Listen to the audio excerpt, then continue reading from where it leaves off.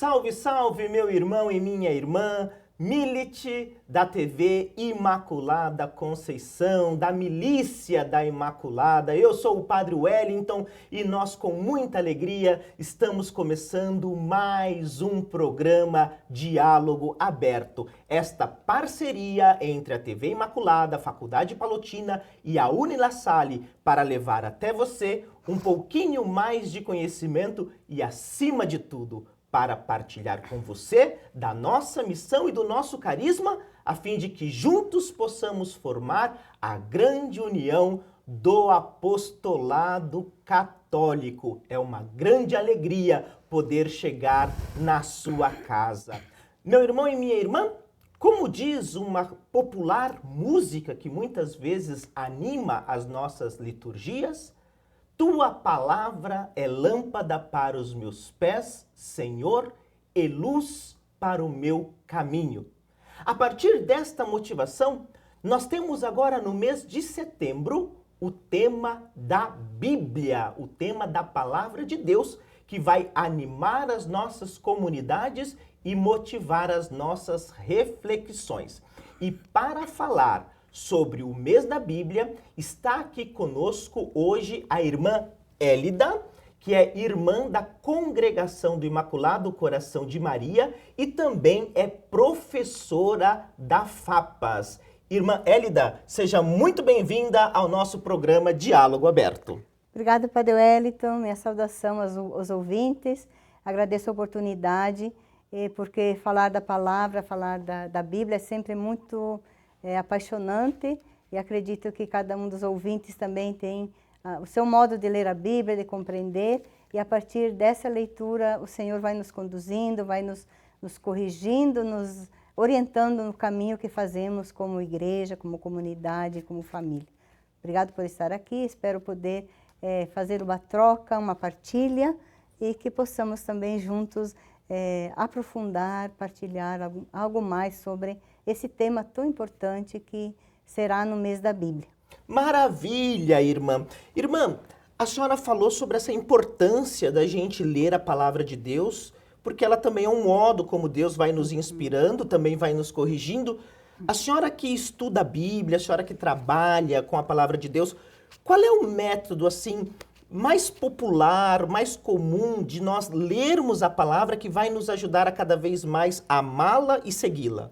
Então, Padre Wellington e ouvintes, nós temos na igreja um chamado a leitura orante da Bíblia, que já desde muito antigo, né, descoberta pelos monges, que fala Lectio Divina, mas é a leitura orante. Do que se trata? É nós lermos a palavra, meditar, rezar e deixarmos-nos iluminar por ela. Porque quando nós vamos conhecendo, cada vez que a gente aprofunda um texto, há alguém que fala por trás do texto. Os padres da igreja dizem assim, nas entrelinhas tem aquele que fala. Então, é como se o Senhor nos falasse. E para que nós possamos nos adentrarmos mais e também compreender, ouvir com o coração, nosso ouvido, né, que também vai para o coração, o que Deus tem a nos dizer é somente através da meditação e da contemplação da palavra de Deus. Que maravilha, isso é muito importante, quer dizer, irmã, lendo, rezando a palavra de Deus, o próprio Espírito também vai nos conduzindo para a compreensão, né? Então, olha, pessoal, nós católicos que temos a nossa Bíblia, nada de deixar a sua Bíblia pegando poeira, hein? É nosso compromisso ler, mas ler de forma orante, saboreando a palavra, entendendo a mensagem de Deus e colocando-a em prática. Irmã, neste ano, a Igreja do Brasil escolheu como livro central do mês da Bíblia o livro do profeta Ezequiel e colocou como lema, porém em vós meu espírito e vivereis. Irmã, quem foi o profeta Ezequiel e qual é a importância deste profeta para a história do povo de Deus? Então, o profeta Ezequiel é chamado, ele faz parte dos 4 grandes profetas. Isaías, Jeremias, então Ezequiel e Daniel. E Ezequiel, ele foi ainda jovem, deportado para o exílio, Então, nós vamos, sempre que se fala em Ezequiel, a gente vai ter na mente que ele faz parte da época do exílio, filho de sacerdote, depois ele também provavelmente era sacerdote, e a importância, uma das, né, acho que o que é importante também nesse tempo que a igreja nos coloca, é porque é um profeta que vai ler o momento histórico, vai entender, vai refazer uma leitura histórica do momento que o povo está vivendo e vai compreender que é hora de esperançar, é hora de renovar a esperança, de não ficar trazendo só memórias antigas, até diferente da tônica de alguns outros livros. Inclusive tem um provérbio, no capítulo 18 tem um provérbio que ele lembra, ele diz assim, vocês que dizem, nossos pais comeram uvas verdes e nós temos agora os dentes embotados. Quer dizer, ficar lendo a história como se fosse uma consequência, carregar um fardo do passado. Ele diz, não é assim. Vocês são responsáveis. Então, ele chama para a responsabilidade pessoal e comunitária e também do povo, do próprio povo eleito, né? Não ficar dizendo que Javé esqueceu, mas tentar entender qual é a mensagem de Javé ali no momento do exílio. Porque o exílio não foi um prêmio, foi um castigo, né?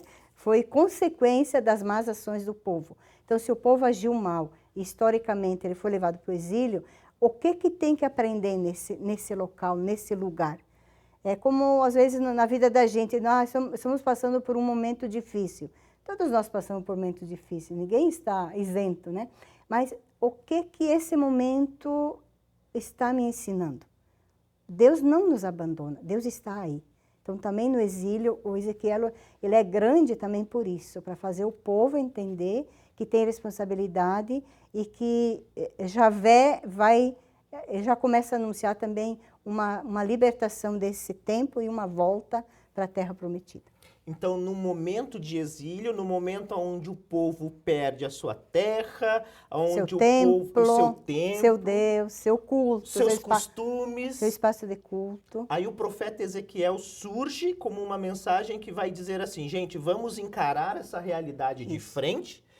Deus está conosco, nada da gente ficar chorando as pitangas do passado, vamos para frente. Nada Seria mais de ou menos uvas assim? verdes, isso. E também, acho que é forte nele porque logo no início, quando ele é chamado, porque ele é chamado a ser profeta, e tem uma passagem muito bonita ali, logo no início dos primeiros capítulos, que ele tem muitas visões, é um profeta que tem muitas visões, usa muitos símbolos, é muito rico, é bom de ler. Algumas a gente vai estranhar um pouco, mas depois a gente vai se familiarizando. E ele diz que, na visão dele, Deus manda ele comer o livro. Isso parece uma coisa estranha para nós, né? Mas comer o livro. Ele diz, ele comeu o livro, seria o rolo da lei, né? E na boca era doce, mas depois, quando chegou no estômago, era amarga. Quer dizer, a palavra de Deus, às vezes a missão recebida pode ter momentos disso. No momento, né, é doce, é alegre, a gente vai com muita expectativa, e no decorrer da história tem momentos mais difíceis. Mas se nós internalizarmos a palavra de Deus, temos a certeza de que Ele está conosco e atravessaremos esse momento. Perfeito, irmã, que interpretação maravilhosa que a senhora traz aqui para nós neste programa. Eu estou, sim, impressionado no bom sentido e muito atento a tudo que a senhora fala, porque além de um profundo conhecimento, a senhora tem um jeito tão gostoso de falar. Olha, está sendo maravilhoso, irmã. Minha irmã, falando propriamente agora do livro do profeta Ezequiel, quais são as curiosidades em torno deste livro? E qual seria, assim, a mensagem central? E se tiver muitas mensagens, na sua opinião, assim, o que a senhora pensaria deste livro? Que a senhora diria, isso aqui é fundamental para a minha vida de fé. Então, é um livro extenso, são 48 capítulos, né? Mas eu queria destacar, acho que o central é esse da esperança, mas eu queria destacar três aspectos. Então, se vocês têm a Bíblia aí, podem tomar a Bíblia de vocês. No capítulo 34, é sobre os pastores de Israel. Porque Ezequiel, ele vai condenar a conduta dos pastores. das autoridades, tanto civis quanto religiosas, porque abandonaram o povo e praticaram o que não era agradável a Deus, e por isso também o próprio templo, inclusive diz assim, que a glória do Senhor se retirou do templo, na primeira parte do livro, né? Para dizer, os pastores não realizaram a missão. Então, ele tem umas imagens tão bonitas, quando ele fala das ovelhas, né? As ovelhas, as machucadas que ficaram, que os pastores assim, depredaram o rebanho, né? Digamos assim, engordaram, se fartaram, enquanto não cuidaram da ovelha ferida, daquela que estava perdida e assim por diante, para comparar com o povo. Então, essa é uma imagem que eu acho central, eu sempre gostei dessa imagem, e ele diz, eu mesmo agora vou cuidar do meu rebanho. E se nós lembrarmos, a gente faz um link com o Evangelho de João, ao capítulo 10, por ali, quando Jesus diz, eu sou o bom pastor. Então, a mesma imagem de Deus no exílio, que ele diz, agora eu vou cuidar do rebanho, eu serei o pastor, Jesus vai assumir como o bom pastor. Então, nós vemos assim essa ligação da Sagrada Escritura, né? Essa leitura intertestamental, do primeiro para o segundo testamento. Esse seria um aspecto. O segundo, seguindo bem ali na nossa Bíblia, o capítulo seguinte, o capítulo 30, aliás, o 36, nós temos a imagem do coração de pedra e do coração de carne. É um texto bastante conhecido, inclusive há cantos de ato penitencial que lembram essa passagem, né? Tem de fundo essa passagem. O que tem ali? Aqui também, é como Deus falando através do profeta, que o povo, assim, como ele abandonou o Senhor, ele diz assim, não é por causa de vocês, porque vocês praticaram o mal, mas por causa do meu nome. É como se Javé resgatasse a sua própria identidade, resgatando na imagem do seu nome. Porque eu sou Javé e faço. Então, né, eu sou o Senhor e assim eu realizo. E a imagem, então, eu tirarei do vosso peito um coração de pedra e colocarei um coração de carne. Colocarei dentro de vós o meu espírito. E através do Espírito do Senhor é que muda a vida. Porque na vida de nós cristãos batizados, o Espírito é o grande mestre, né? É o que suscita, é aquele que garante a continuidade da missão de Jesus, é o que orienta a igreja, aquele que nos ajuda a fazer o discernimento, né? Então, é um capítulo decisivo, até para uma leitura pessoal, para uma retomada da própria vida, né? O que nos endurece? O que nos torna, o que torna em nós coração de pedra? Se a gente pensar na solidariedade, no amor ao próximo, quer dizer, coração de pedra é símbolo de tudo aquilo que não é o amor. E a terceira é uma imagem que nós vamos falar em seguida, que é dos ossos secos, no capítulo 37, muito conhecido, né? De muitas maneiras esse texto vem, né? E a gente, então, eu ficaria com essas três imagens, dos pastores, do coração e do renascimento a partir da imagem dos ossos secos. Excelente, irmã! Meu irmão, minha irmã, este é o nosso programa Diálogo Aberto. Agora a gente faz uma curta pausa e daqui a pouco a gente retorna com esse momento especial de aprendizagem com a irmã Hélida. Já já estaremos de volta.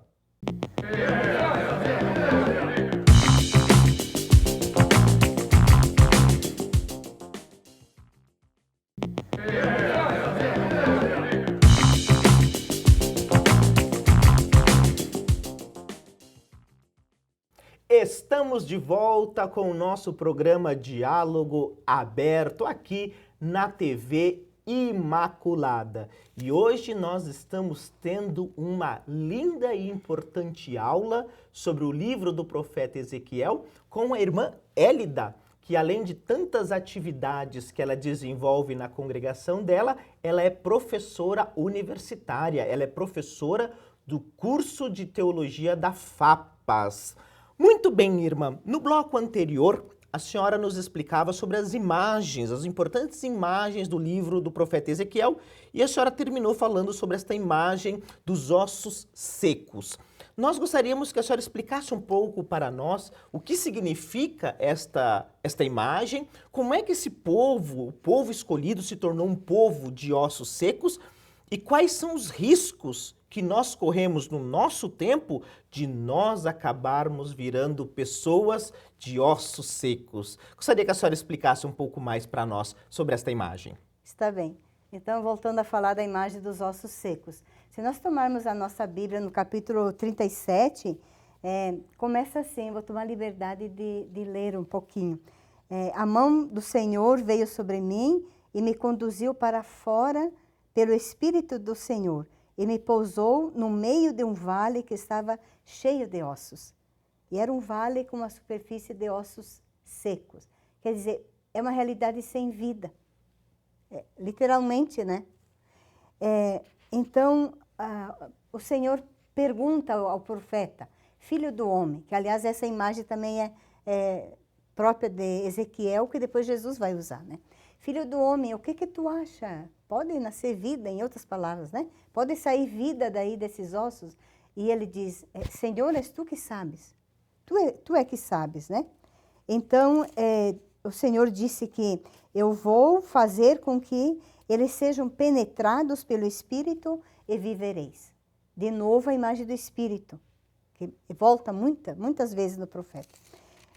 Então ele vai descrevendo, ele vai cobrir com nervos, com carne, com pele, e esses ossos secos vão como que ser pessoas vivificadas. Aqui a gente não fala em ressurreição, mas em vivificados, né? Quer dizer, pessoas novas, recriadas.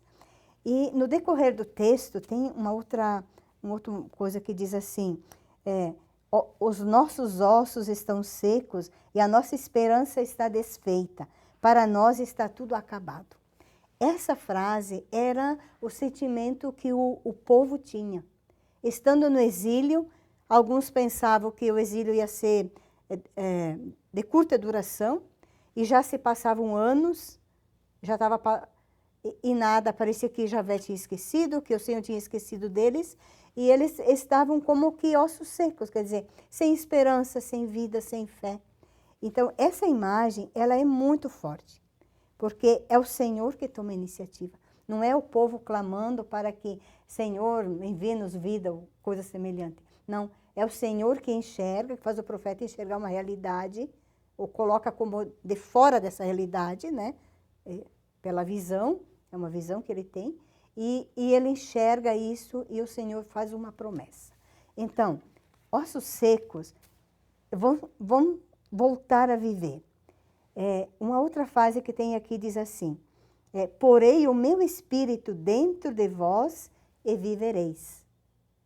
Eu vos reporei em vossa terra, e sabereis que eu, Yahvé, falei e hei de fazer oráculo de Yahvé. Então, sempre que é um oráculo, que o profeta diz um oráculo, é como se fosse uma verdade que vai acontecer. Então, o Senhor promete que os ossos secos vão se tornar vida, vão tomar vida, e que ele vai colocar o seu espírito dentro, antes era dentro do coração, né? Tirarei o coração de pedra, porém coração de carne, e colocarei o meu espírito. Agora, de novo, vou colocar o meu espírito, vocês viverão, e eu vou levar vocês de volta para a terra de vocês. É uma imagem muito rica, muito bonita. Se nós pensarmos, o que nos deixa como ossos secos? Não posso pegar essa imagem e aplicar para nós, porque não é assim que funciona, né? Mas o que nos trava? O que nos paralisa? Né? Quais são os medos que nós temos? Ou a falta de criatividade,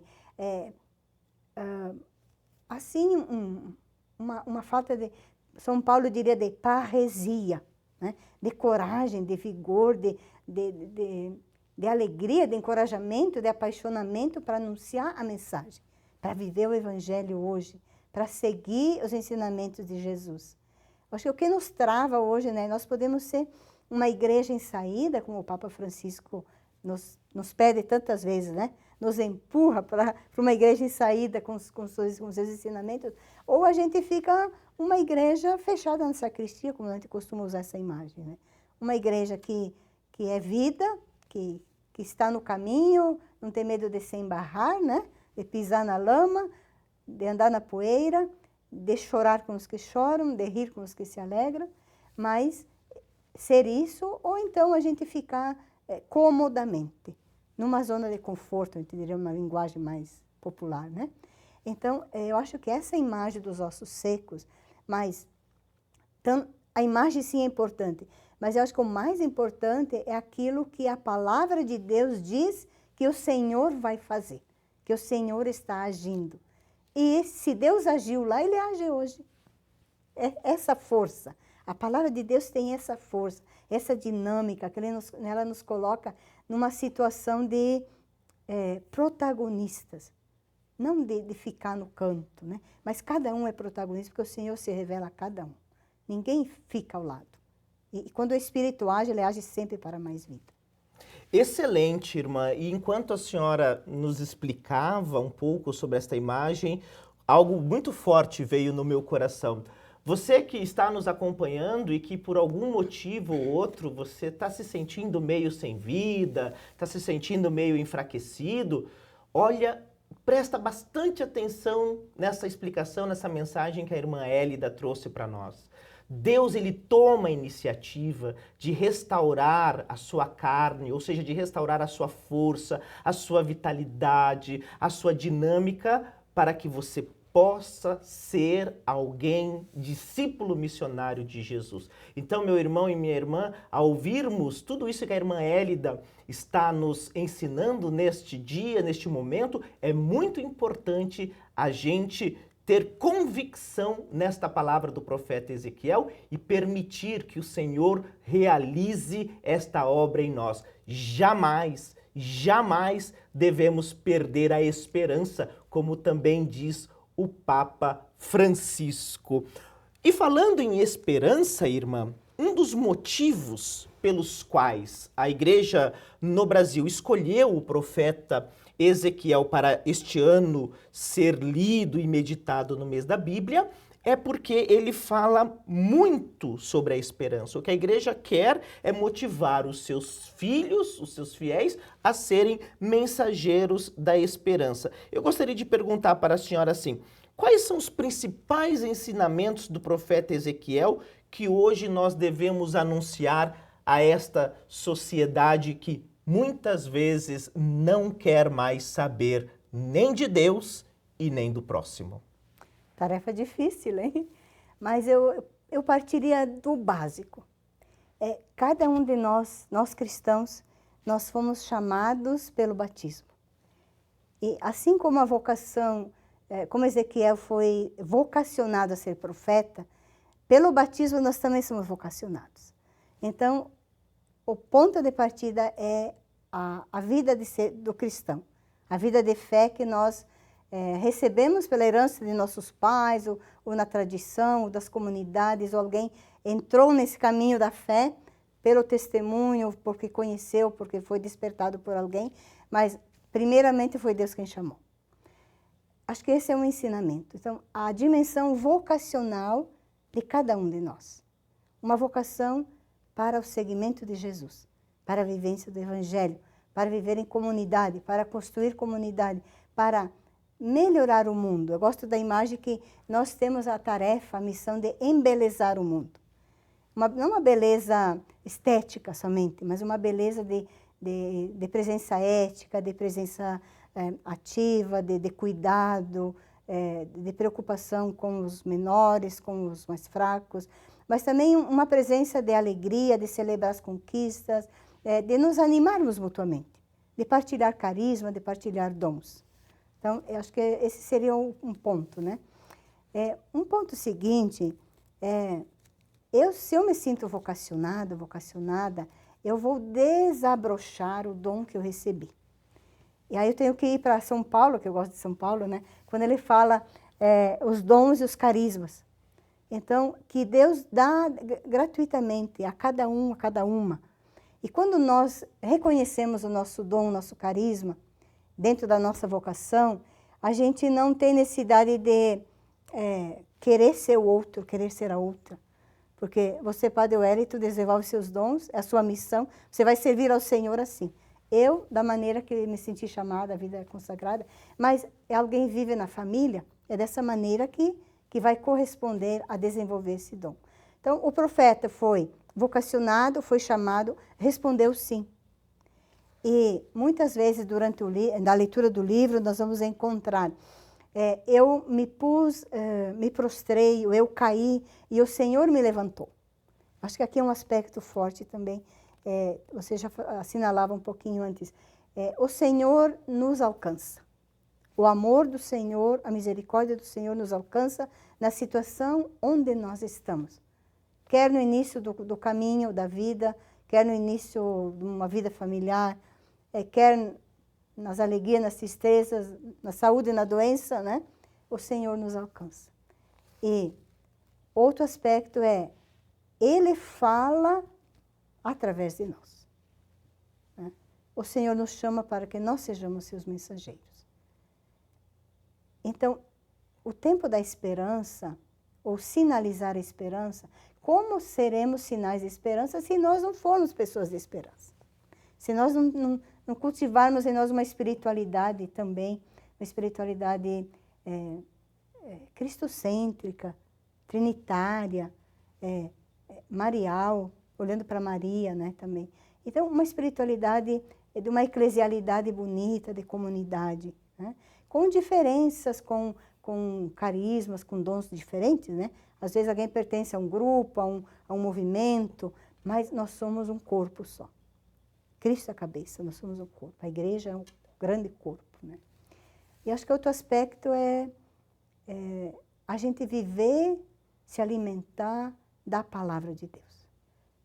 Já assinalei um pouquinho, né? A palavra de Deus é que vai nos moldando o coração. E no livro de Ezequiel, quando fala da glória de Deus, porque a glória de Deus é também a presença de Deus.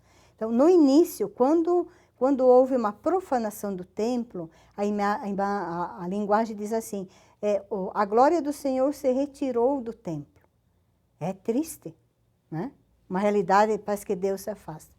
Hoje, a realidade parece que às vezes tem situações que não quer Deus, nega. É uma espécie, não é Deus que se afasta, são as pessoas que se afastam de Deus. Mas Deus continua ali. Depois o profeta, quando ele, na última parte, ele diz que o Senhor diz, eu mesmo vou tomar conta desse lugar. Então, é sempre a imagem do templo por causa da espiritualidade dele, que era também como sacerdote. Mas esperançar, seremos sinais de esperança se nós também cultivarmos a esperança. Irmã, de tudo isso que a senhora explicou, eu só lamento uma coisa. Não ter sido teu aluno na época que eu fiz teologia. Infelizmente, o nosso tempo corre.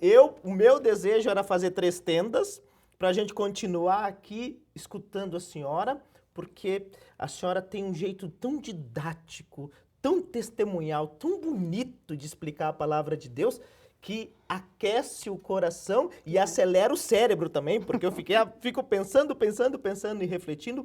Irmã, parabéns pelo seu trabalho, parabéns pelo seu dom, parabéns pelo seu magistério, parabéns por a senhora ser uma grande professora na área da teologia e muito obrigado por ter participado aqui conosco. Eu que agradeço.